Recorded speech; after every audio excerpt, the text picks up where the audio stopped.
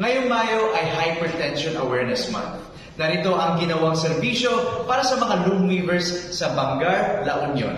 Panoorin po natin ito.